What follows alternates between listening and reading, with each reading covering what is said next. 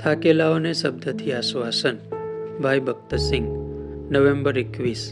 તમે સ્થિર તથા દ્રઢ થાઓ અને પ્રભુના કામમાં સદા મચ્યા રહો. 1 કોરિન્થી 15:58. પુનરુત્થાનના 8 દિવસ પછી પ્રભુ ઈસુ ખ્રિસ્તે થોમાને દર્શન આપ્યું. પ્રભુ ઈસુએ પહેલીવાર શિષ્યોને દર્શન આપ્યું, યોહાન 20:19. ત્યારે થોમા તેઓની સાથે નહોતો. જોકે તેઓએ પ્રભુને જોયો, એટલે થોમાને કહ્યું, અમે પ્રભુને જોયો. 20મો અધ્યાય 25મી કલમ. થોમાએ અવિશ્વાસથી ઉત્તર આપ્યો, તેના હાથમાં ખીલાઓના વેહ જોયા વિના તથા મારી આંગળી ખીલાઓના વેહમાં મૂક્યા વિના તથા તેની કૂખમાં મારો હાથ નાખ્યા વિના હું વિશ્વાસ કરવાનો જ નથી. તેથી ફક્ત થોમા માટે પ્રભુએ તેને બધા શિષ્યો હતા ત્યાં દર્શન આપ્યું અને તેને કહ્યું, તારી આંગળી અહીં સુધી પહોંચાડીને મારા હાથ જો, અને તારો હાથ લાંબો કરીને મારી કૂખમાં નાખ, અને અવિશ્વાસી ન રહે પણ વિશ્વાસી થા.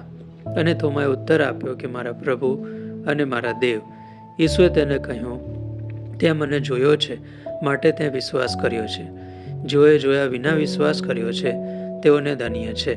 આ રીતે આપણે જોઈએ છીએ કે તેમના પુનરુત્થાનનું સામર્થ્ય તેમના વચન પર બાળક જેવો સામાન્ય વિશ્વાસ રાખવાથી અનુભવી શકાય છે.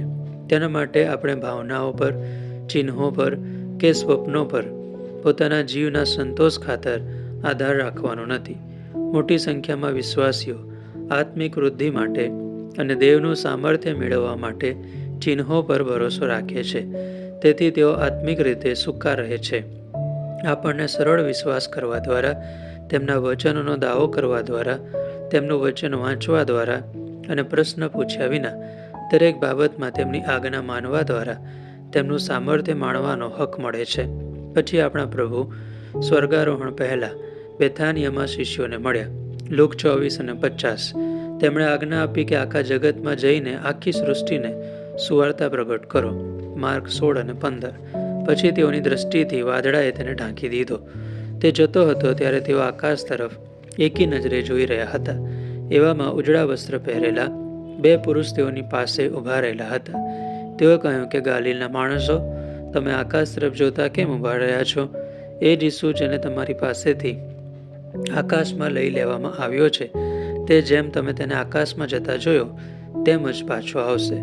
પ્રેરિતોના કૃત્યો 1:9-11.